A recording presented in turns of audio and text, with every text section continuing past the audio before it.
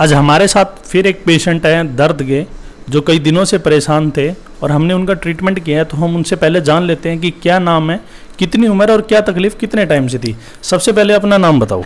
बलराज जी। कितनी उम्र हो गई बाबा आपकी? 65 साल। 65 साल उम्र हो गई। और आपको पिछले कई दिनों से आप बता रहे कई जगह आपको दर्द था और काफ़ी परेशान थे आप। कहाँ कहाँ दर्द था और कितने टाइम से? वाद्य में तो साल भर तक पड़े गया। हाँ 6 महीने एक एडी में गया और एक में भी 2 महीने गए।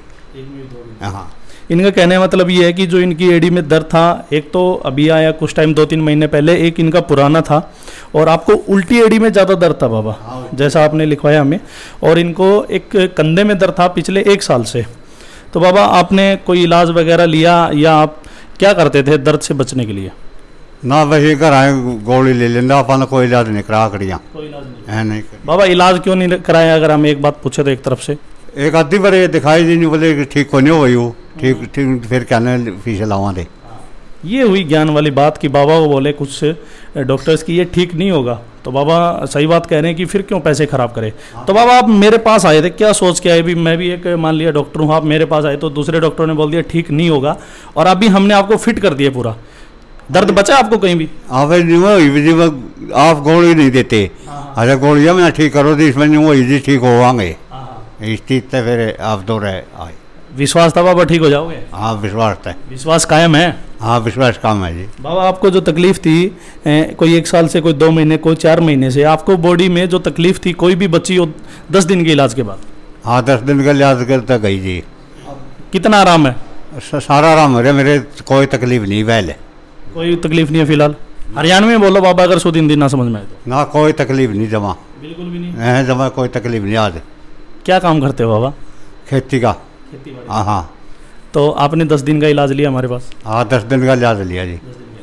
जो आपने थेरेपियाँ ली है हमारे क्लिनिक पे, जैसे कि हम लोग थेरेपी करते हैं आप लोगों को पता है, और कोरोना वायरस के चलते जो ओपीडी हमने पोस्टपोन की थी, ओपीडी फिर से शुरू हो गई और ये फिर से हमारी ओपीडी शुरू हुई है। उसी में हमारे पास एक क्रोनिक पेशेंट आए थे, उम्र 65 साल है और काफ़ी परेशान थे। जिस तरह ये बता रहे हैं कि डॉक्टरों ने बोला कि ठीक नहीं होंगे, हमने इनका ट्रीटमेंट किया है।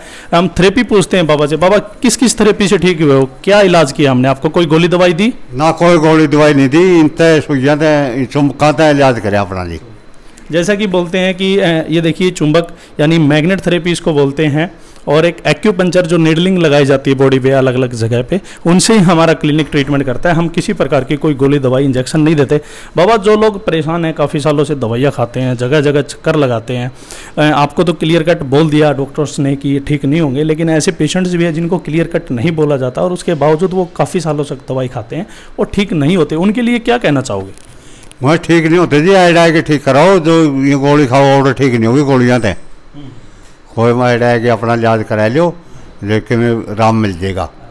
हाँ जैसा कि बाबा कह रहे हैं, देखिए नेचुरल वे जो है वो बहुत ही अच्छा वे है, क्योंकि जो इंडिया के बाहर के लोग हैं वो भारत में आके, इंडिया में आके ट्रीटमेंट करवाते हैं और ठीक होके जाते हैं। एक बड़ा एग्जांपल मैं आपको दे देता हूँ। दिल्ली जैसे शहर में हॉस्पिटल की कमी नहीं है, ना पढ़े लिखे डॉक्टर्स की कमी है, उसके बाद भी केजरीवाल जी की जो खांसी है वो हमारी एक्यूपंचर से ठीक हुई है, और वो भी बेंगलोर ले जाने के बाद में। क्या दिल्ली में इतना बड़े हॉस्पिटल, इतने बड़े डॉक्टर नहीं है कि उनकी एक मामूली सी खांसी को ठीक किया जा सकते? यहीं से आप अंदाज़ा लगा सकते हैं कि जो घुटने का दर्द है या जो बड़ी बीमारियां हैं उनको हम दवाइयों से ठीक नहीं कर सकते। उसके लिए आपको अल्टरनेट थेरेपी का सहारा लेना पड़ेगा, जो कि हमेशा से ही सक्षम रही है और जो बीमारी की जड़ पे काम करती है, क्योंकि बीमारी की जड़ पे काम करना बहुत जरूरी है, ना कि सिम्टोमेटिकली ट्रीटमेंट करना। जिस तरह की इनको दर्द आ रहा था, अगर हम दर्द का जिस तरह ये बता रहे हैं कि दवाई ले लेते हैं तो वो पेन किलर होती है। दर्द किस कारण से आ रहा है उसका ट्रीटमेंट करेंगे तो पेशेंट बड़ी स्पीड से रिकवरी लेता है और वही पेशेंट को आराम देती है और पेशेंट पहले जैसे स्वस्थ हो जाता है। जैसे बोलते हैं ना कि इम्पॉसिबल कुछ भी नहीं है, एवरीथिंग इज पॉसिबल, तो वही चीज़ है एवरीथिंग इज पॉसिबल कि भारत में जो समस्या बनी है उसका इलाज भी बना हुआ है, और जो लोग काफ़ी टाइम से दवाइयाँ खा खा के परेशान हो गए हैं वो हमारी ओपीडी में आ सकते हैं। लेकिन ओपीडी में आने से पहले अपना मास्क लगा के आएँ और अपने ग्लव्स जो है वो प्रॉपर रखें। कोरोना वायरस के चलते जिस तरह की आप देख रहे हैं कि पिछले 1 हफ्ते में जो भारत में आंकड़े बढ़े हैं वो 90,000 के पार जा चुके हैं, और जो पहले डिस्टेंस इन्होंने मेंटेन की थी, लेकिन कुछ सिटी खोलने के कारण जिस तरह की मुंबई, दिल्ली, महाराष्ट्र महाराष्ट्र में आप देख रहे हैं कि केस लगातार बढ़ते जा रहे हैं, लोग सोशल डिस्टेंसिंग का ध्यान भी रख रहे हैं, हेल्प भी कर रहे हैं सरकार की, उसके बावजूद भी जो स्पीड बनी हुई है उससे हमें बचने की ज़रूरत है, क्योंकि ये पता नहीं लगता कि किसको कब हो जाए। इससे बचने के लिए आपको जिस तरह की मास्क लगा के रखें, जैसे हमने डबल मास्क लगा के रखे हैं, हाथ में ग्लव्स रखें, सोशल डिस्टेंसिंग बहुत ज़रूरी है। और साथ में अपनी जो प्रिकॉशंस हैं, जिस तरह की हाथ बार बार धोते रहें या किसी से हाथ ना मिलाएं, अगर आपको मिलना जुलना है तो वो कम से कम करें और कोरोना वायरस को भारत में रोकने में हमारी मदद करें और हाथ को बार बार सैनिटाइज करते रहें, बाहर कम से कम निकले। अब ज़्यादा खतरा फैलने का ये है कि हम लोग मिलना जुलना कर रहे हैं, जो सिटी खुली हुई है वहाँ पे मिलना जुलना हो रहा है, तो वो कम करें, क्योंकि एक दूसरे से छूने से ही ज़्यादा फैल रहा है, ना कि हवा में फैला हुआ है। ये चीज़ आपको ध्यान में रखनी है।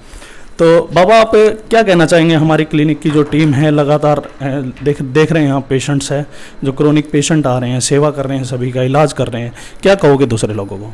इन्हें सही इलाज करें, जब कर सारी मिलती, सारे सही इलाज, सही मास्क पहन के अपना सारे सावधानते हैं, सारे न्यारे कोई नहीं लो है बीचे तो सारे आपका सही काम करे। तो ये थे पेशेंट हमारे साथ और हमने इनको फिट किया है और बाबा की आज हमने छुट्टी की है। और इसी के साथ मैं सभी लोगों का धन्यवाद करना चाहूँगा जो कोरोना वायरस में वॉरियर बने हुए हैं, खास के हमारी लाइन के कुछ डॉक्टर हैं, कुछ क्या सभी डॉक्टर्स हैं, और कुछ से जो पुलिस डिपार्टमेंट के लोग हैं या जो और लोग जो सेवाएं कर रहे हैं, जो खाने पीने की चीज़ें बांट रहे हैं, उनका हम तहे दिल से धन्यवाद करते हैं। वो असली कोरोना वॉरियर हैं। और जो दूसरे लोग भी हेल्प कर रहे हैं, जो घर पर रह रहे हैं, वो भी वॉरियर है, क्योंकि वो कोरोना वायरस रोकने में हमारी मदद कर रहे हैं। धन्यवाद।